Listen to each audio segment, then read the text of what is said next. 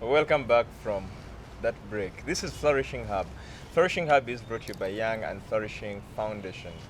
So it is really important that you pay attention to some of these things because all of us are passionate about business, but sometimes because we'll miss out some of these basics, our birthdays don't live to see the first or second or third. I mean, our businesses don't live to see the first or second or third birthday.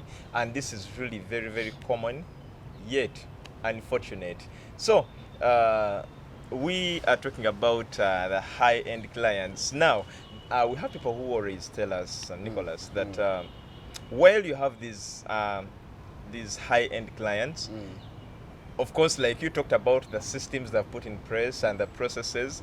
For example, if they are paying, they'll pay you after a month, or like some institutions pay every after quarter. Yeah, sure. But how are you going to survive if you now don't have these low-end clients who come in daily? Because you say they drop off. Isn't it important that we also set a standard that keeps them around so that we can survive by their presence as we wait for the high-end clients? Evidently, I want to clarify on this. Every client in any business is important, really. You should not drop them.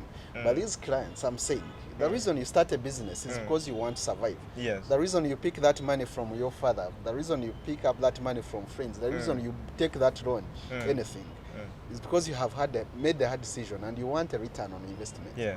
And however much you want to serve people, people who don't help you also get a return on investment. The customers are also not important to you. So every customer is important, but a customer who doesn't align with your growth is not important to you for now. They can be important to anyone else. And this is brutal truth in business, which most people don't want to listen to. So we talked about these clients dropping. And the reason they drop is because you see, when you're starting up the other three things we talked about, Yes. the processes, the policies, and the systems. It happened this way. Now, in processes, you've already decided, I'm supplying food to Serena. So, but I must supply every Tuesday, meaning on Monday, I must be gathering food from farmers. I package it in boxes, I weigh it, I invoice, I take to Serena. That's the process. You have it. Yes. Are you getting it? Yes. You have a process, you have a standard, you have what you want to do. Yes. But when you're building a system of implementing this, remember, now we start looking at how am I going to invoice, how are my operations going to run, how is my transportation, how is my storage. All these are systems, because you have storage systems, you have accounting systems, you have operation systems. If you are beyond one team, if you're a big company or anything, all these systems are in place. Now, when all this is done, you realize you have policies to govern this. And these policies come back. They question the whole process and the whole system. I'm going to use an example. So if you say, I'm going to storage my food so that it can last for a week, so I supply fresh food, I might deliver this day, I'll buy from farmers here, I'll buy from this. Now the policies come and question all these things. How are you going to be buying from farmers? So you also question, how are my clients going to pay me? If Serena pays quarterly, then your policy also to your customers, when you're negotiating with your suppliers, should also be, I pay you quarterly or after 4 months, or I'll pay you 50%, or I'll pay you at this given period. So the policy comes in to hold the other in check to see they are enabling. So if I'm buying cash, for example, maybe I have capital or I borrowed money. So I'm paying my suppliers cash. Now I will tell my banker that to reschedule my loan to pay it quarterly, because that's when I'll receive the money. Are you getting it? You're eliminating that stress. I'll tell my landlord that, hey, I will pay you in May because I receive money in April. So the policies now come to position you how to handle the processes and the systems. So that's, I think that answered the question. Exactly, and I now realize that there is a way it relieves you as the business owner, because you've now set this process that enables you negotiate very well. But We always talk about what we should do, but forget what we should not do. Those nasty mistakes we should avoid to keep running on a better slate that attract high clients sooner or later. What are some of them? Take us through this. I'll use my own experience. Yes. And just a minute, I'll go back to my story. I started my first business when I was 8 years. 8 years. Which business was that? It was a fruit business. And just to take a little back, I come from a village, deep southwestern, Kanungu district, where every home owns a fruit tree in their home. And here I started a business selling fruits in a community that has fruits in abundance. And it was hard to convince people to buy fruits. So the mistake I had was one. Of course, by then I was ignorant as a young kid trying to survive. But as I grew up, I realized if it was the business I'm starting today, and I started that way, it would have been a mistake. One, I didn't do research. Otherwise, I would have started a different business. Maybe sell chicken, or maybe sell pigs which consume now these fruits which they didn't have a market for. But my small little capital I had gained from mom's small money, I bought it more fruits, and then now I didn't have a market. Yet everyone has a That was my first nasty mistake in business, I recall. Though it was childish and small, but still applies even today, the principles still remain the same. We just jump into business. We just jump into business, and every business person know whether it's a new business or an expansion or an entry into a new market or any product development or any update in their product prices, operations or anything. Even you in media, you can't just wake up and say, I'm putting up a program, new program you announce. You must do your research to know how other audience are going to receive it. So one of the biggest things we should avoid doing is research. Of course, the mentality is research is costly to most companies. Yes, it is. But then there is also research that is not costly. So whichever, whether you're putting in money to do a high-end research or just little research, you're doing in video due diligence. It's a must, and we must avoid that mistake. Because you see, we are a generation that just jumps into something that trends. You see, we wake up, we're like, real estate is booming, and just put in your money. We be there, I'm like, I'm going to borrow 500 million and I'm going to start up 3 fashion shops in town. But you don't know what has led to the success of these other fashion shops. So one of those nasty mistakes we should avoid, the things we should avoid doing, is just going into a business, just following the bandwagon without doing analysis and research to know how does the industry work, what are the risks involved, how long will it take for this business to take off.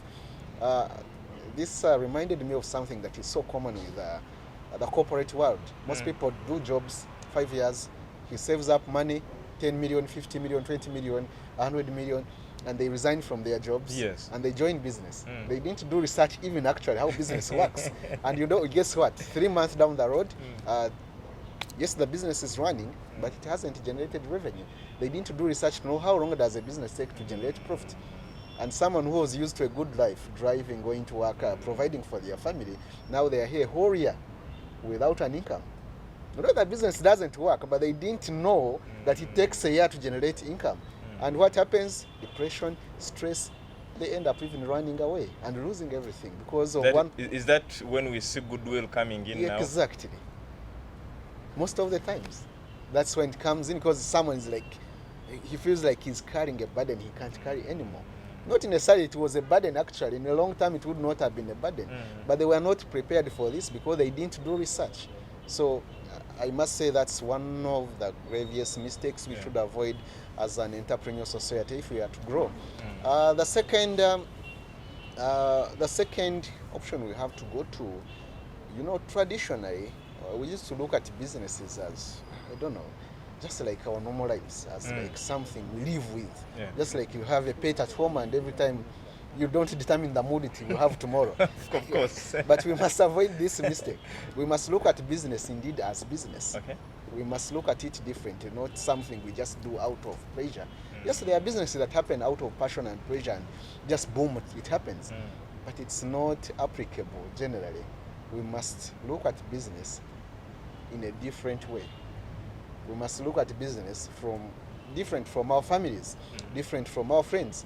Because if I start up a restaurant and my friends are coming to eat at my restaurant, hey, some coffee, hey, this. Well, that's what happens with most businesses we do. Yes. So we must avoid that mistake. If it's a business, it's a business. We must separate business money from personal money. We must see business as business. The way we always say, let's mean business. Before we go to business, let's mean business. And most especially young people. I work with a lot of young people, and this is the most common thing. And they will say, I'll get money. I'll be getting some money. I'll borrow from friends. And even when they borrow this money, the money is not specifically designed to run the business. Okay.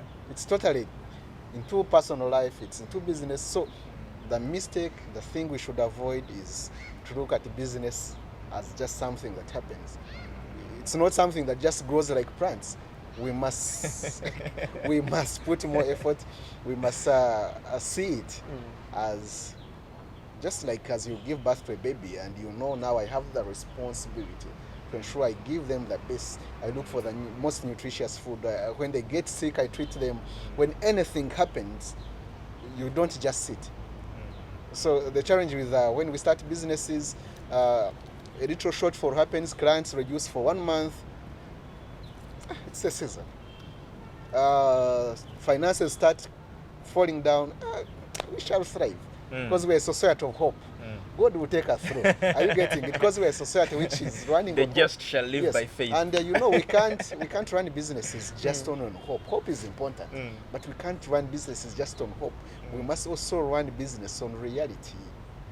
Just like the same way your boy, your girl home will get sick, and you can't wait for more than a day because you have to go and check and confirm what's the problem, where's the sickness.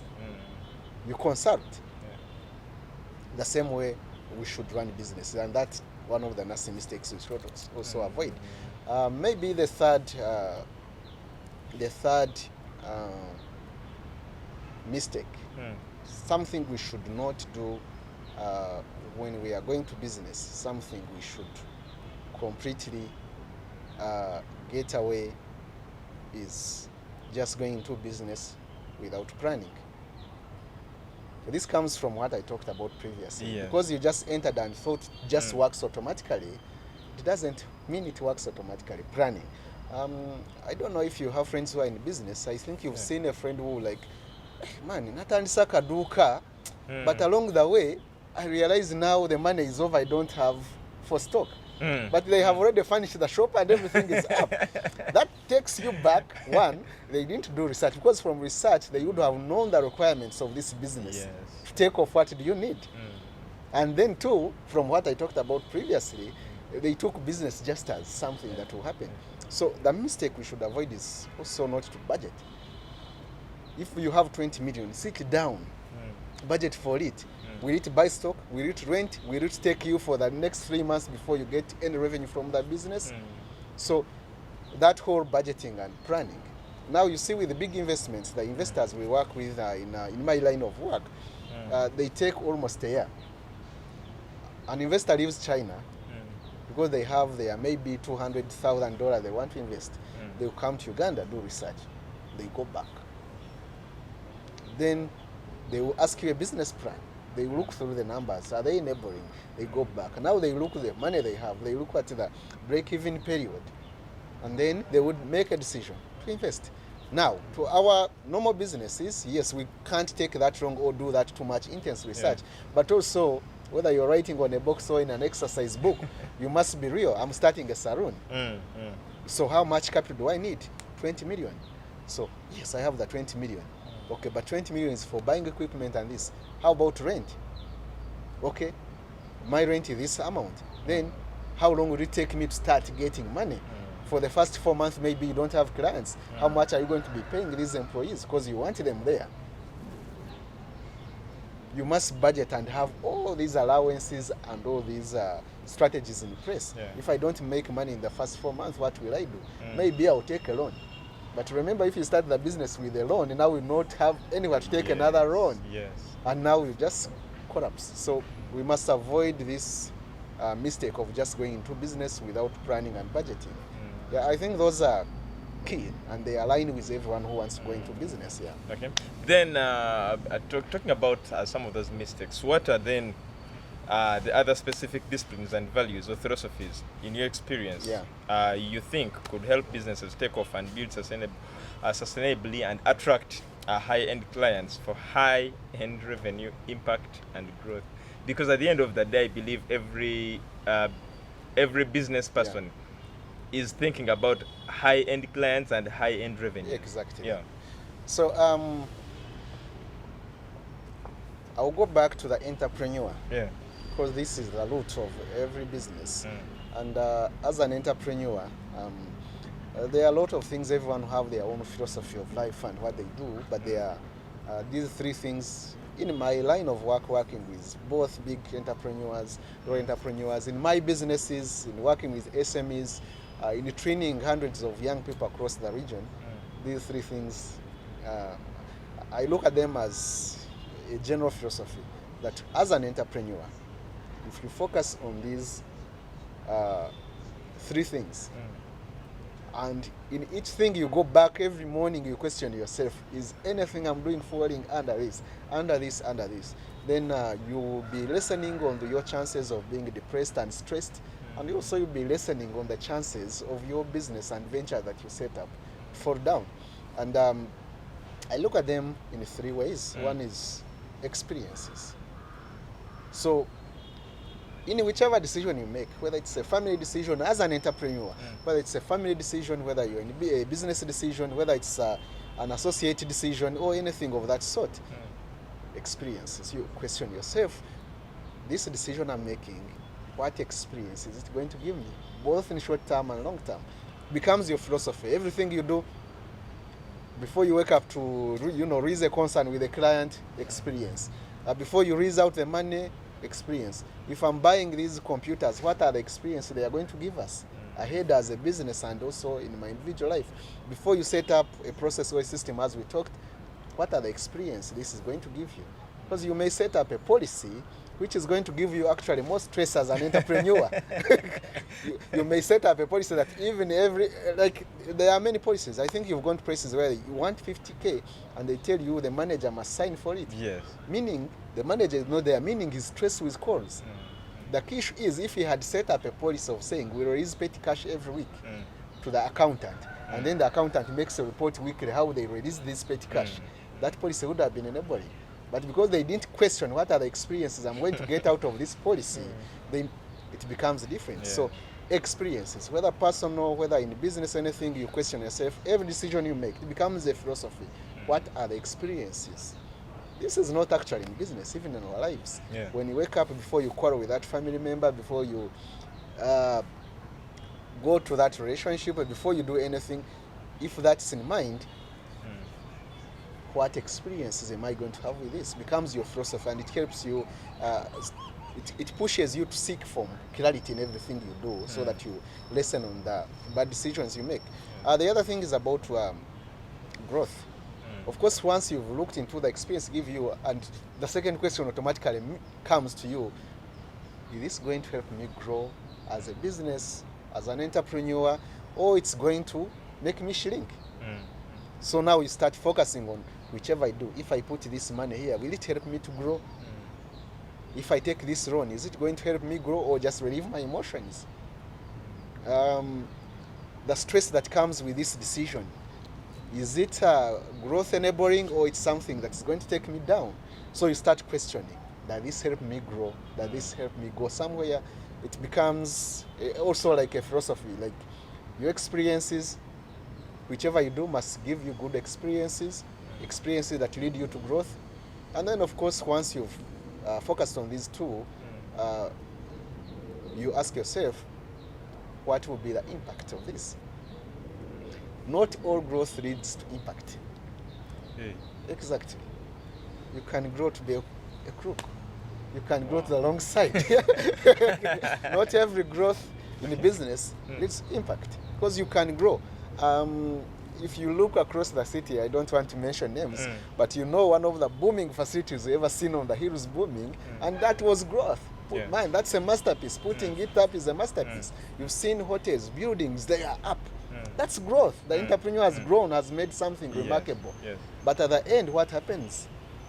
Does that growth lead to impact? No. Now impact the entrepreneur, because we have seen these properties, 1 year, 3 years, the bank is taking them. Okay, the society may have been an impact, but to you as an entrepreneur, was it impactful?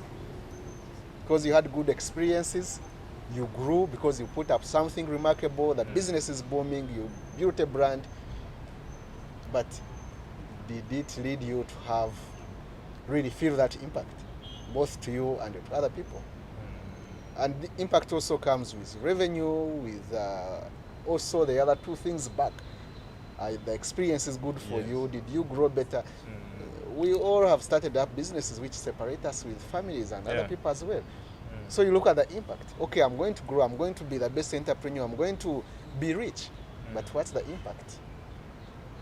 Is the impact to me and to the society very well? Is it okay? Because that now takes you back. If you answer these questions and you find there is something that is not aligning with your values and the general acceptable values of the society, then you have to go back and now review again your processes, your systems, and your policies until you get this right. Okay. Yeah. Wow. So, like we said as we were beginning, we once again congratulate you. Thank you. For winning the East African Founder of the Year award. Yeah, thank but reflecting back on your journey and your experience working with entrepreneurs for over a decade, share with us a few key insights you feel are so crucial for every entrepreneur out there hungry for a breakthrough, regardless of the magnitude of their ventures.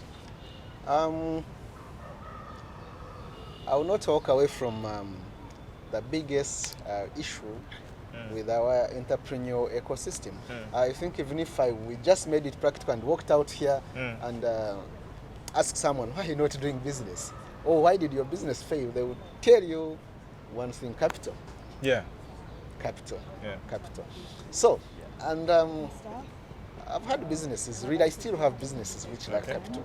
Okay. I even see a lot of people who don't have capital. But yeah, the thing, capital is a natural resource, if I may say. Capital is a natural resource. Because it's money, yes. Money is not natural, it's artificial. But remember,